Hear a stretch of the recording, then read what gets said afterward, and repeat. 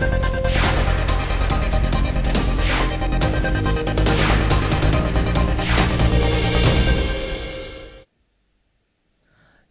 দেখছেন কলকাতা টিভি, সঙ্গে রয়েছে আমি স্বর্ণালী। শুরু করছি জেলার সারাদিন। ব্যাংক পরিচালন কমিটির নির্বাচন ঘিরে তৃণমূল ও বিজেপি কর্মী সমর্থকদের মধ্যে ঝামেলা। তৃণমূল কর্মী সমর্থকদের গালি দেওয়ার অভিযোগ বিজেপির বিরুদ্ধে। বচসা থেকে হাতাহাতি Kanthi agriculture and rural development ব্যাংকের পরিচালন কমিটির ভোট। শনিবার সকালে পরিস্থিতি এক প্রকার রণমুখী হয়ে উঠল Kanthi agriculture and rural development ব্যাংকের পরিচালন কমিটির ভোট ঘিরে।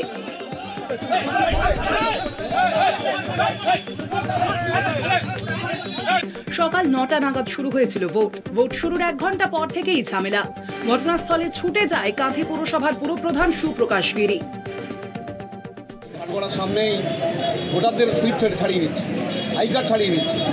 আমরা সেটা দেখতে এসেছি, আমাদেরকে অযথা খেলাটেল করে মারতে হয়। বুথও ভাঙচুর করবো, দেখলেন লোকের সামনে, পুলিশের সামনে করবো। ভোট উপলক্ষে কাঁথি জাতীয় বিদ্যালয় সংলগ্ন এলাকায় অস্থায়ী ক্যাম্প করেছিল তৃণমূল বিজেপি। অভিযোগ, তৃণমূলের ক্যাম্পে এসে উপস্থিত হন কাঁথি পুরসভা ১৭ নম্বর ওয়ার্ডের বিজেপি কাউন্সিলর। সেখানে তৃণমূল কর্মীদের উদ্দেশ্যে অশালীন মন্তব্য করেন তিনি। তৃণমূল কর্মীরা প্রতিবাদ করতেই শুরু হয় দুই পক্ষের ধাক্কাধাক্কি। সকাল থেকে শান্তিপূর্ণভাবে ভোট হচ্ছিল। আমাদের ক্যাম্পের সামনে এসে ১৭ নম্বর ওয়ার্ডের কাউন্সিলর কাপড় গোলায় আমাদের ভোটারকে বাধা দেয়। আমরা প্রতিবাদ করতে আমাকে ঠেলে দেয়, অশ্রাব্য ভাষায় আমাদের গালিগালাজ করে। তখন স্বাভাবিক আমাদের যারা সমর্থক আছে তারা জনরোষে পাল্টা তাদেরকে সেখান থেকে সরিয়ে দিয়েছে। বিজেপির দাবি, কাঁথি পুরসভা পুরপ্রধান সুপ্রকাশ গিরি দাঁড়িয়ে থেকে ভোট লুট করিয়েছেন। ভোটারদের স্লিপ ও আই কার্ড কেড়ে নেওয়া হয়েছে। কিছু নাই, কোনো জনবল নেই, মানুষ নেই, ভোটার সঙ্গে নেই। এখন পিঠ বাঁচাতে হবে, পদ বাঁচাতে হবে, শুভেন্দুবাবুর মান সম্মান বাঁচাতে হবে। তো তার চেলারা এই কথা বলবে, বুথ ভেঙে দিয়েছি তো বুথটা আছে কি? অভিযোগ অস্বীকার করেছেন কাঁথি পৌরসভার পুরপ্রধান সুপ্রকাশ গিরি। এদিকে ব্যাংকের ভোট গ্রহণ কেন্দ্র রামনগর কলেজে আক্রান্ত হন স্থানীয় বিধায়ক অখিল গিরি। অভিযোগ, অরিজিনাল আধার কার্ড না থাকায় বিধায়ককে ভোট গ্রহণ কেন্দ্রে ঢুকতে বাধা দেয় পুলিশ। পুলিশের সঙ্গে ঠেলাঠেলিতে হাতে চোট পান বিধায়ক। শান্তিপূর্ণ নির্বাচন ওরা ভণ্ডুল করার চেষ্টা করছে। বিজেপি প্রার্থীর কোনো অস্তিত্ব নেই, পুলিশ আমাদের ভোটারকে বাধা দিচ্ছে। ডিএসপি ডিএনটি তিনি খুবই অসুবিধা করেছেন। তিনি তার পুলিশ বাহিনী নিয়ে আমাদের অরিজিনাল ভোটারকে খুব বাধা দিচ্ছে। সব মিলিয়ে Kanthi agriculture and rural development ব্যাংকের ভোট ঘিরে উত্তেজনাপূর্ণ হয়ে থাকলো গোটা দিন। পূর্ব মেদিনীপুর থেকে সমীরণ সাউয়ের রিপোর্ট, কলকাতা টিভি। 2026 বিধানসভা নির্বাচনের আগে যুযুধান তৃণমূল বিজেপি। কেন্দ্রীয় স্বরাষ্ট্রমন্ত্রী অমিত শাহকে নিয়ে মন্তব্য করার যোগ্যতা নেই শওকত মোল্লার। তৃণমূল বিধায়ক শওকত মোল্লাকে চ্যালেঞ্জ বিজেপি সাংসদ সুকান্ত মজুমদারের। পাল্টা তৃণমূল বিধায়ক শওকত মোল্লার দাবি, রাজ্যে আসন্ন বিধানসভা নির্বাচনে তৃণমূল ঝড়ে উড়ে যাবে বিজেপি। রাজ্যে বিধানসভা নির্বাচন যত এগিয়ে আসছে তত বাড়ছে রাজনৈতিক উত্তাপ। সম্প্রতি ক্যানিং পূর্বে তৃণমূল বিধায়ক শওকত মোল্লা দাবি করেন 2026-এর বিধানসভা নির্বাচনে তৃণমূল সাইক্লোনে উড়ে যাবে বিজেপি। কেন্দ্রীয় স্বরাষ্ট্রমন্ত্রী অমিত শাহ ও বিরোধী দলনেতার সমালোচনায় সরব হন তৃণমূল বিধায়ক। এরপরেই আসরের নামে বিজেপির রাজ্য নেতৃত্ব। পাল্টা শওকত মোল্লাকে এক হাত নেন বিজেপির রাজ্য সভাপতি সুকান্ত মজুমদার। শওকতকে চ্যালেঞ্জ জানিয়ে তিনি বলেন, বাপের বেটা হলে এখনো সিপিএম করতেন, দম থাকলে সিকিউরিটি ছাড়া ঘুরে দেখান। আর এবার 26-এ সাইক্লোন হবে, সাইক্লোন তৃণমূল কংগ্রেসের সাইক্লোন হবে। আর সেই সাইক্লোনে অমিত শাহ এবং শুভেন্দু কোথায় উড়ে চলে যাবে কেউ খুঁজে পাবে না ওদেরকে। ওই ইসবার 200 পার, এবারে 200 থেকে বলছে ইসবার 200 না 180। 180 কেন? বিরোধী দলের তকমা হারাবে, এটা আমি আজকে দায়িত্ব নিয়ে বলে যাচ্ছি। 30টা সিটও পাবে না বিজেপি। বাংলার মানুষ এর সুদে আসলে কড়াই গন্ডা এর জবাব দেবে। কেন্দ্রীয় স্বরাষ্ট্রমন্ত্রী অমিত শাহকে কথা বলার যোগ্যতা নেই শওকত মোল্লার। তৃণমূল বিধায়কের উদ্দেশ্যে চ্যালেঞ্জ ছুড়ে দেন বিজেপি সাংসদ। শওকত মোল্লা সাহেবকে শুধু এটুকুই বলবো, যদি বাপের বেটা হতে না, তাহলে যে পার্টিটা দিয়ে জীবনটা শুরু করেছিল সিপিএম দিয়ে, সেই পার্টিতেই থাকতে। ভয় পায় বলে, দম নেই বলে পুলিশ সরিয়ে দিলে পরে বাড়ি থেকে বেরোতে পারবে না, গর্তের ভিতরে ঢুকে থাকবে। আমি বলছি, অত যদি দম থাকে, আমি চ্যালেঞ্জ করছি শওকত মোল্লাকে যে সিকিউরিটি সরিয়ে ঘুরে বেড়াক। আর অমিত শাহজি তো অনেক দূরের ব্যাপার, তার অবধি তার কথা বলার ধৃষ্টতা বা যোগ্যতা কোনোটাই নেই। অমিত শাহজি যখন জীবন শুরু করেছিল তখনও উনি বিজেপি করতেন, রাজনৈতিক জীবন। ভোটে দাঁড়ানোর আগে থেকে মানে ভোট হওয়ার বয়সের আগে থেকে অমিত শাহজি রাজনীতি করেন ভারতবর্ষে। হাতি ঘোড়া গেল তল, ব্যাং বলে কত জল। বিজেপির সাংসদকে পাল্টা তুলোধনা করেছেন তৃণমূল বিধায়ক Saokat Molla. Amit Shah central election commission কি করছিল, মাল্টি অবজেক্টিভ করছিল। তারপর 2024 বড় বড় কথা বলছে এখন আমরা 12 জন আছি, 19 থেকে 12তে নেমে এসেছে। আর আপনি দেখবেন যে আগামী ওরা যত নাচানাচি করুক না কেন 2026-এ আইওয়াস হবে, বিজেপি বিরোধী দলের তকমা হারাবে, ওদের জামানত জব্দ হবে, বাংলার মানুষ তৈরি, শুধু সময়। চ্যালেঞ্জের পাল্টা জামানত জব্দের হুঁশিয়ারি। শওকত সুকান্তের কাজিয়ায় সরগরম রাজ্য রাজনীতি।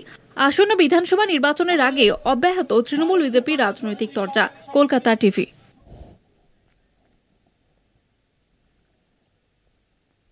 স্কুল পরিদর্শকের অফিসে ঢুকে বিজেপি বিধায়কের বিরুদ্ধে দাদাগিরি করার অভিযোগ। প্রতিবাদ অফিস কর্মীদের পাল্টা অভিযোগ করেছেন বিধায়ক। বাঁকুড়া স্কুলডাঙ্গার জেলা স্কুল পরিদর্শকের অফিসের ঘটনা।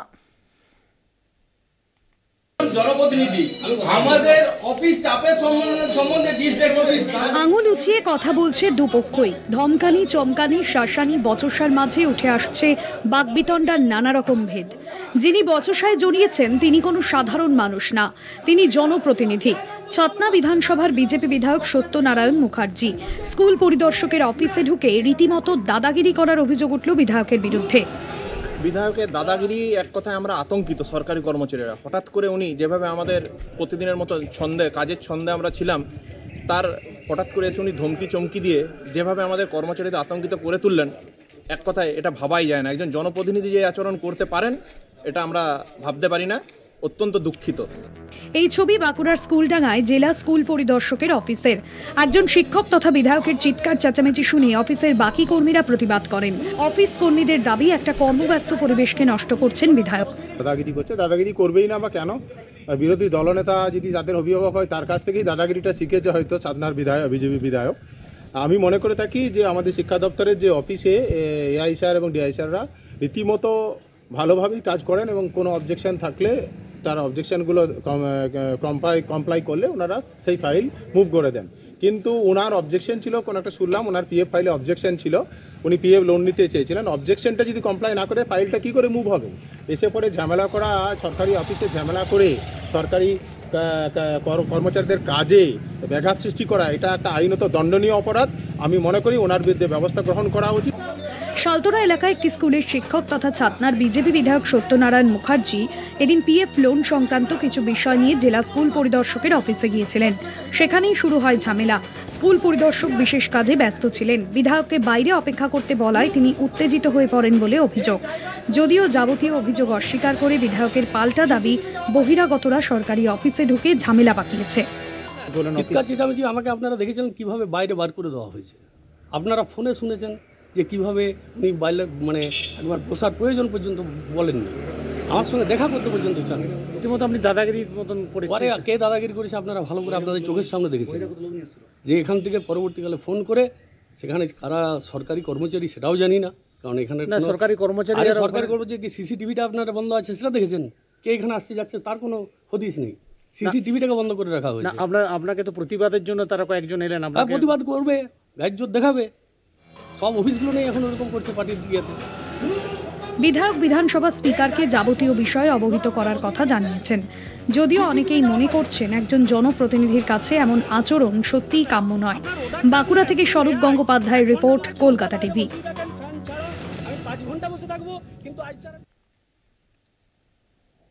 কল আছে জল নেই, গরম পড়তে না পড়তেই মাথা চারা দিচ্ছে রাজ্য জুড়ে পানীয় জলের সমস্যা। কোথাও সরকারের তরফে জলের সংযোগ থাকলেও মিলছে না জল, আবার কোথাও টিউবওয়েলের ব্যবস্থা থাকলেও পড়ে না জল। জল যন্ত্রণার সেই করুণ ছবি ধরা পড়ল সোনামুখীর গোপডাঙ্গা অঙ্গনবাড়ি কেন্দ্রে। সোনামুখীর গোপডাঙ্গা 113 নম্বর আইসিডিএস কেন্দ্র, নেই পানীয় জল। গরমের মধ্যে খুদেদের জল জোগাতে সমস্যায় কর্মীরা। কেন্দ্রটিকে উদ্দেশ্য করে বসানো হয়েছে টিউবওয়েল, কিন্তু গরম পড়ার বহু মাস আগের থেকে জলদান থেকে অবসর নিয়েছে সেটি। বাচ্চাদের খাবার তৈরির থেকে পানীয় জলের ব্যবস্থা সবটাই করতে হয় গ্রামের বাসিন্দাদের বাড়ি থেকে জল এনে। আমাদের জলের সমস্যা খুব, জল কল খারাপ হয়ে গেছে, দিচ্ছে না কল। এই তো সেন্টারে কল খারাপ হয়ে গেছে, দিচ্ছে না। জল বয়ে এনে খিচুড়ি করছে, কোনোদিন খিচুড়ি হচ্ছেও না, বয়স্ক মানুষ দিতে পারছে না, আনতে পারছে না, দূর থেকে বইতে পারছে না। এই আইসিডিএস কেন্দ্রে কি সমস্যা রয়েছে? এখন সমস্যা জলের, পানীয় জলের সমস্যা। ওই যে দূর থেকে জল এনে আমাদের কাজ করতে হয়, রান্না করতে হয়। পঞ্চায়েতে টিউবওয়েল নেই, টিউবওয়েল ছিল খারাপ হয়ে গেছে, 1 মাস হবে, কিন্তু পঞ্চায়েত দূর থেকে জল নিয়ে আসি, পাশের বাড়ি ওরা জল দেয় আমাকে, ওইভাবেই চালাই। কি করবো? কতটা সমস্যা? সমস্যা ভালোই হচ্ছে, সমস্যা কি না হয়? জল না থাকলে কি আর সেন্টার চালানো সম্ভব? এখানেই শেষ নয়, অঙ্গনওয়াড়ি কেন্দ্রে জল সমস্যাকে কেন্দ্র করে শুরু রাজনৈতিক তরজা। অঙ্গনওয়াড়ি কর্মীর দাবি স্থানীয় পঞ্চায়েতকে জানিয়েও কোনো সুরাহা হয়নি। একই সুর শোনা যায় স্থানীয় পঞ্চায়েত সদস্যের গলায়। তিনি বলেন, স্থানীয় পঞ্চায়েত বিজেপি পরিচালিত হওয়ায় সমস্যার সুরাহা হয়নি। কমপ্লেন করা হচ্ছে, কিন্তু ওরা গুরুত্বই করেনি। হ্যাঁ, বলা হয়েছে যে করে দেবো, এইভাবে করে কোনো গুরুত্ব দেয় নাই, সেইভাবে পড়ে রয়েছে। আরো 2-3 জায়গায় আছে, না কথা কোনো গ্রাহ্যই করছে না। যদিও পাল্টা বিজেপির বক্তব্য, কয়েকদিন আগে বিষয়টি তাদের কানে এসেছে, দ্রুতই তারা এই নিয়ে পদক্ষেপ করবেন। 2 দিন আগে বলেছে, ওটা কমপ্লেন করেছে, আমরা মিস্ত্রি বলেছি আজকে বাগাতে আসবে। তারা বলছে দীর্ঘদিন আগে বলেছে সমস্যা রয়েছে। না 2 দিন আগে বলেছে, আমরা আবার মিস্ত্রিকে অভিযোগ করেছি, ওরা আসবে, আজকে বললো বাগাতে আসবে। পঞ্চায়েতের আশ্বাসের পরেও অঙ্গনবাড়িতে কবে মিটবে পানীয় জলের সমস্যা, সেদিকেই তাকিয়ে অভিভাবক থেকে কর্মীরা। সোনামুখী থেকে সৈয়দ মফিজুল হুদার রিপোর্ট, কলকাতা টিভি।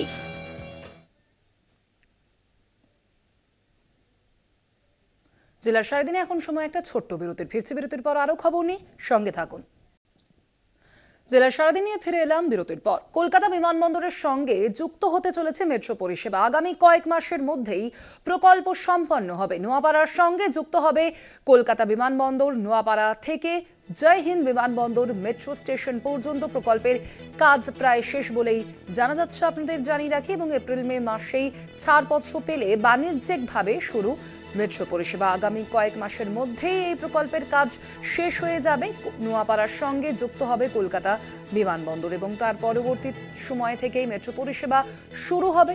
আপনাদের জানিয়ে রাখি, কলকাতা বিমানবন্দরের সঙ্গে যুক্ত হতে চলেছে মেট্রো পরিষেবা। আগামী কয়েক মাসের মধ্যেই প্রকল্পের কাজ তা সম্পূর্ণ হয়ে যাবে বলে জানা যাচ্ছে, এবং সেই কাজ সম্পূর্ণ হওয়ার পরই নোয়াপাড়ার সঙ্গে যুক্ত হবে কলকাতা বিমানবন্দর। নোয়াপাড়া থেকে জয় হিন্দ বিমানবন্দর মেট্রো স্টেশন পর্যন্ত প্রকল্পের কাজ শেষ হলেই শুরু হবে মেট্রো পরিষেবা।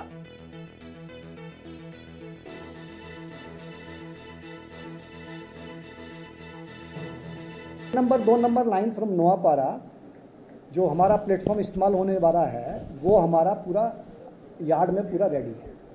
तो हमारे को जो है CRS का जैसे ही ऑथराइजेशन मिलता है, तो हमारा जो है कमर्शियल सर्विसेज जैसे ही जो है गवर्नमेंट ऑफ इंडिया अलाउ करेगी, हम शुरू कर सकते हैं। वो हमारा न्यू बैरकपुर से बारासात वाला एरिया जो है, उसमें लैंड एक्विजिशन और एनक्रोचमेंट्स के बहुत सारे इश्यूज़ हैं।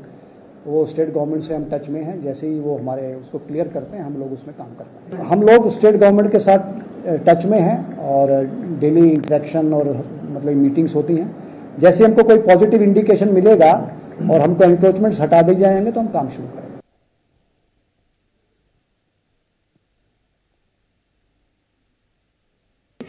কিন্তু বিমানবন্দরের সঙ্গে সংযোগকারী পরিবহনের মাধ্যম হিসেবে মেট্রো পরিষেবা সংযুক্ত রয়েছে। এবার শহর কলকাতায় নেতাজি সুভাষচন্দ্র বসু আন্তর্জাতিক বিমানবন্দরের সঙ্গে জয় হিন্দ বিমানবন্দর মেট্রো স্টেশনের সংযুক্ত হতে চলেছে। এর মাধ্যমে শুধুমাত্র বিমানবন্দরের সঙ্গে যে সমস্ত যাত্রীরা আসছেন তারা যেরকম মেট্রো পরিষেবার সুবিধা পাবেন তেমনটা নয়, উত্তর শহরতলির বারাসাত মধ্যমগ্রামের যে সমস্ত যাত্রীরা এতদিন পর্যন্ত এই মেট্রো পরিষেবা পাচ্ছিলেন না, তারা কিন্তু সরাসরি বারাসাত থেকে নোয়াপাড়ার যে ইয়েলো লাইন, সেই লাইনের সুবিধাও কিন্তু তারা নিতে পারবেন। ইতিমধ্যেই যে বিমানবন্দরের যে মেট্রো স্টেশন জয় হিন্দ, সেখানে কিন্তু নোয়াপাড়া থেকে বিমানবন্দর পর্যন্ত সেই মেট্রোর লাইনের কাজ কিন্তু একেবারে শেষ পর্যায়ে রয়েছে, এবং যে প্ল্যাটফর্ম রয়েছে সেখানে 5টি প্ল্যাটফর্ম রয়েছে। অর্থাৎ এই জয় হিন্দ বিমানবন্দর মেট্রো স্টেশন কিন্তু একটি সংযোগকারী মেট্রো স্টেশন হিসেবে হিসেবে আগামী দিনে যথেষ্ট গুরুত্বপূর্ণ ভূমিকা নেবে বলে মনে করছে মেট্রো কর্তৃপক্ষ। অর্থাৎ এর মাধ্যমে একদিকে যেরকম উত্তর শহরতলির মানুষজন এই বিমানবন্দর যে মেট্রো স্টেশন সেখান থেকে তারা যাতায়াত করতে পারবেন, অন্যদিকে যে বিমানবন্দর থেকে নিউ গড়িয়া পর্যন্ত যে অরেঞ্জ লাইন রয়েছে সেই লাইনের থেকেও কিন্তু এইখানে যাত্রীরা তারা এসে মেট্রো পরিবর্তন করে অন্য জায়গায় যেতে পারবেন। একদিকে যেরকম অত্যাধুনিক ব্যবস্থা থাকছে তার পাশাপাশি কিন্তু যাত্রীদের জন্য ট্রাভেলেটর, এসকালেটর সহ একাধিক ব্যবস্থা রেখেছে মেট্রো কর্তৃপক্ষ। আগামী কয়েক মাসের মধ্যেই সিআরএস এর তরফ থেকে অনুমোদন মিললে এই পথে মেট্রো পরিষেবা শুরু হবে। ক্যামেরায় বিশ্বজিৎ বেরার সঙ্গে সত্যসুন্দর ভট্টাচার্য, কলকাতা টিভি।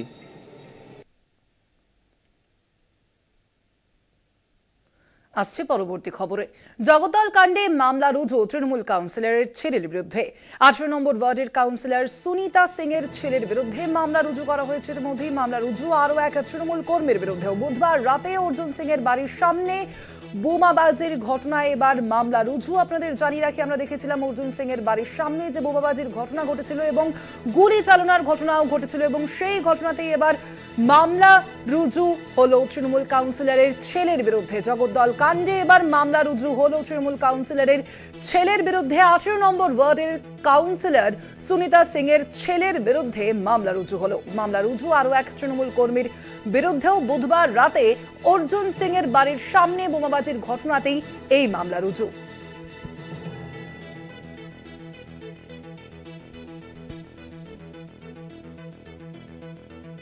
বুধবার রাতেই এই ঘটনা ঘটেছিল, আমরা দেখেছিলাম, এবং সেই ঘটনার প্রেক্ষিতেই এবার তৃণমূল কর্মীর বিরুদ্ধেও একদিকে যেমন মামলা রুজু হয়েছে, তার পাশাপাশি তৃণমূল কাউন্সিলরের ছেলের বিরুদ্ধেও মামলা রুজু হয়েছে। আরো বিস্তারিত জানবো, আমাদের সঙ্গে ফোন লাইনে রয়েছেন প্রতিনিধি শুভজিৎ সিং। শুভজিৎ, কি জানা যাচ্ছে এই ঘটনা সম্পর্কে? এখনো পর্যন্ত কি আপডেট রয়েছে?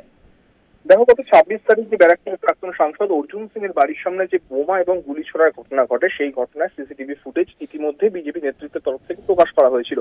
সেই ফুটেজের পাশাপাশি পুলিশের তরফ থেকে যে ভাটপাড়া চত্বর এলাকা আরো বেশ 64 থেকে 65টি ক্যামেরা রয়েছে, সেই প্রত্যেক ক্যামেরার ফুটেজ পুলিশ সংগ্রহ করে, এবং তার মধ্যে 4 নম্বর ক্যামেরা একটি দেখা গেছে যে পুলিশের তরফে পুলিশ পরীক্ষা দেখতে পাচ্ছে যে 18 নম্বর ওয়ার্ডের তৃণমূল কাউন্সিলরের ছেলে নমিত সিং এবং তার অনুগামী সোনু জয়সওয়াল, তাদের দুজনের হাতেই দুজনের হাতে আগ্নেয়াস্ত্র রয়েছে, এবং আগ্নেয়াস্ত্র নিয়ে তারা এগিয়ে যাচ্ছেন অর্জুন সিং এর দিকে।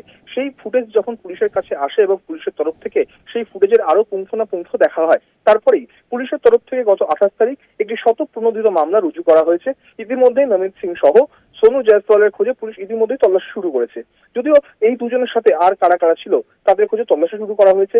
যেমনটা অর্জুন সিং প্রথম দিন থেকে জানাচ্ছিলেন যে নমিত সিং এই গুলি চালানোর ঘটনার সঙ্গে মূল অভিযুক্ত, সেইভাবেই কিন্তু পুলিশ সেই তদন্ত দেখে, এবং তারপরেই কিন্তু নমিত সিং এর নাম এবং সহ সোনু জয়সওয়ালের নাম উঠে আসে। তাদের দুজনের খোঁজে ইতিমধ্যেই তল্লাশি শুরু করা হয়েছে ব্যারাকপুর পুলিশ কমিশনার এবং জগদ্দল থানা। ধন্যবাদ তোমায়। আমরা কথা বলছিলাম, আমাদের সঙ্গে ফোন লাইনে ছিলেন প্রতিনিধি শুভজিৎ সিং।